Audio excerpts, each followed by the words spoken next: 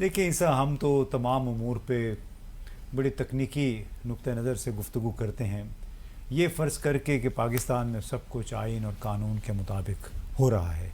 ये भूल भुलैया हैं जिसमें हमें फंसाया गया है। आपको याद होगा कि बड़ा क्लियर था 2 महीने पहले तक कि इंतखाबात 2017 की मरदमशुमारी के मुताबिक हो जाएंगे।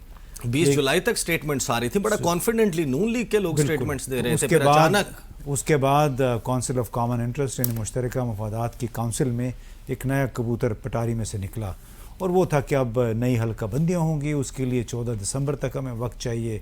तो इससे वो जो ये शक था वो यकीन में बदल गया कि इसको अब ताख़ीर का शिकार कर रहे हैं पूरे प्रोसेस को।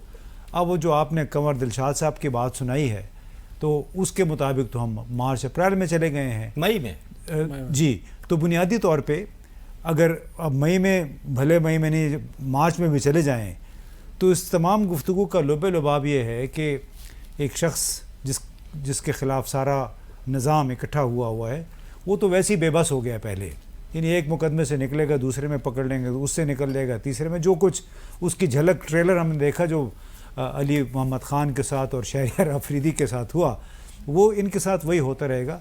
असल में मेरा अपना ये ख़्याल है कि जो मार पड़ी हुई है इन पूरे निज़ाम को, आवाम के हाथों, आवाम की नज़रों में जो बेतौकीर हुआ है निज़ाम, ये टाइम हासिल करना चाहते हैं। इंतखाबात को आप ज़्यादा से ज़्यादा डिले करें ताकि जब इंतखाबात करवाएं उसमें आपको बहुत ज़्यादा धांधली, बहुत ज़्यादा मैनिपुलेशन ना करनी पड़े। क्योंकि अभी तो हम किसी पहाड़ी पे गए तो वहाँ भी पीटीआई का झंडा लगा हुआ था, वो ट्रेल पे गए, फिर हम तीसरी जगह कहीं एक गार के पास गए तो वहाँ भी पीटीआई का झंडा लगा हुआ था।